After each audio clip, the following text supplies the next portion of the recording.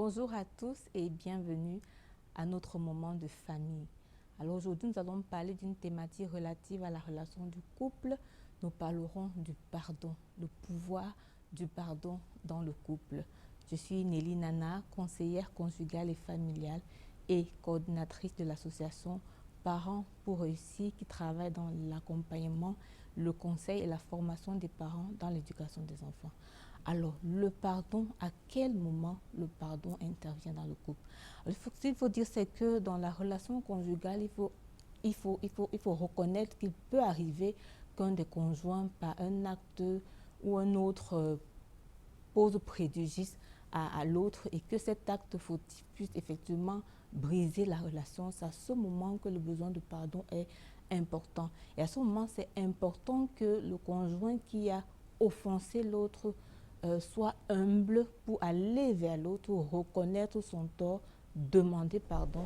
Et c'est également très important que la personne qui a été offensée puisse accorder le pardon à l'autre. Ce qu'il faut dire, c'est que quand on accorde le pardon, c'est important de ne pas conditionner le pardon. Donc ne dites pas à votre conjoint, je te pardonne, mais à condition que c'est vraiment important de pardonner, parce que quand l'autre vient vers vous pour vous demander pardon, c'est un acte d'humilité, c'est un acte qui démontre son regret, et donc en pardonnant, vous aidez cette personne à pouvoir évoluer et vous aidez la relation à pouvoir évoluer. Alors pourquoi c'est important de pardonner? Alors, je vais aborder quelques raisons. Alors, c'est important de pardonner parce que tant qu'on n'a pas pardonné, la relation dans le couple est brisée. C'est-à-dire que quand vous avez été affecté par votre conjoint, tant qu'il n'y a pas eu ce moment de pardon, d'acceptation de pardon, ce qui se passe, c'est que vous êtes distants l'un de l'autre et il n'y a pas de communion. Donc, quand vous pardonnez, vous donnez l'occasion à la relation de couple de pouvoir revivre et de pouvoir évoluer. C'est également important de pardonner parce que pour votre paix intérieure, vous savez, quand vous avez été affecté dans le couple, ce qui se passe, c'est que vous développez de l'amertume parce que l'acte que l'autre conjoint a posé vous affecte et vraiment des mauvaises pensées naissent et ça ne vous fait pas du bien. Donc en pardonnant, vous choisissez de vous libérer, c'est-à-dire que de vous libérer, de vous décharger de ce poids, de cette amertume qui grandit en vous à cause du fait que vous soyez affecté par l'acte de l'autre. Donc ce pardon est important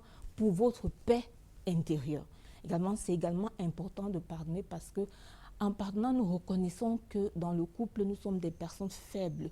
Or, la personne, le conjoint qui aujourd'hui a gaffé, a besoin d'être pardonné, et ça peut également arriver qu'un autre jour, ce soit nous qui avons besoin du pardon de l'autre. Et la dernière raison que je vais dire, c'est que c'est important de pardonner parce que vous savez, nous aussi, nous commettons des erreurs au quotidien et puis Dieu nous pardonne. Pourquoi ne pas pardonner à la personne que nous aimons pour faire évoluer la relation, pour faire vivre le couple, pour faire ranimer la flamme qui existe dans le couple afin que nous avancions dans la bonne direction.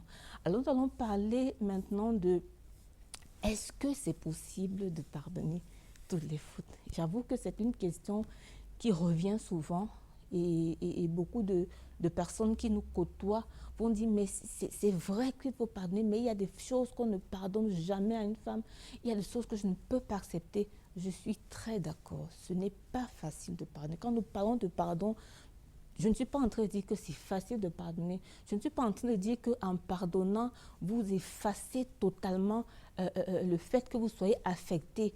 Mais ce que j'essaie de dire, c'est que le couple a besoin de survivre malgré que l'autre ait posé un acte. C'est pour ça que par principe, nous voulons vous dire, soyez disposés à pouvoir pardonner tout à votre conjoint.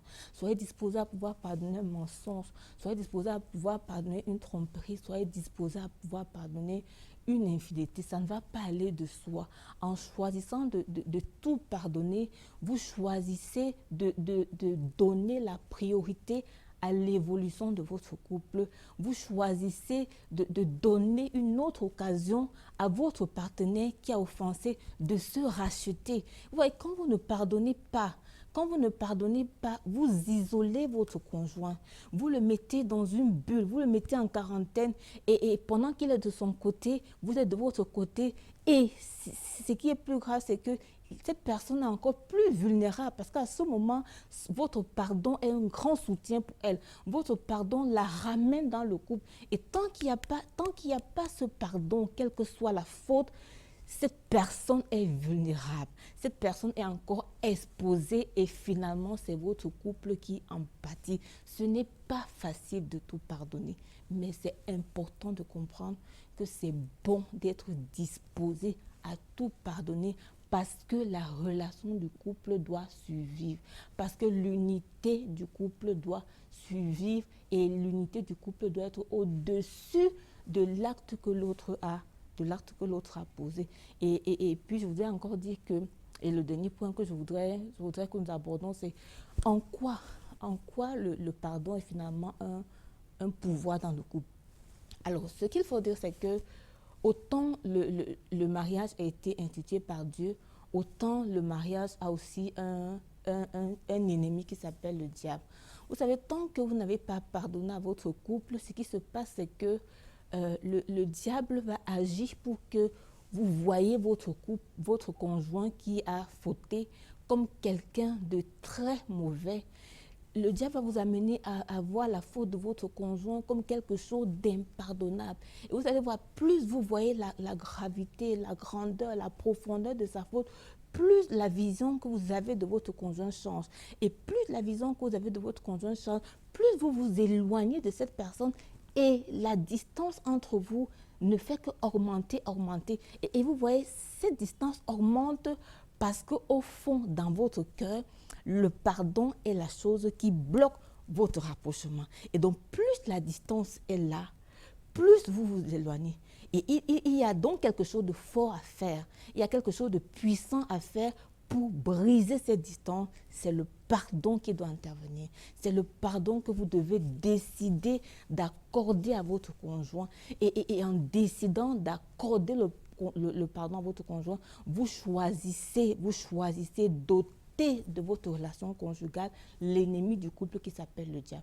Vous choisissez d'ôter de votre relation de couple l'ennemi qui s'appelle les pensées mauvaises à l'endroit de mon conjoint. Parce que ce qu'il faut dire, cher mari, ce qu'il faut dire, cher épouse, c'est que quelle que soit la faute que votre mari a commise, chère épouse, quelle que soit la faute que votre épouse a commise, cher mari, votre conjoint est une partie de vous et votre conjoint ne vous veut pas du mal. Donc, acceptez que cette personne vous aime et choisissez d'être unis pour affronter à deux la faute qui a été commise. Décidez de ne pas regarder votre conjoint à cause de la faute commise comme votre ennemi parce que votre conjoint dans le mariage ne sera jamais et jamais votre ennemi. Votre conjoint est votre allié.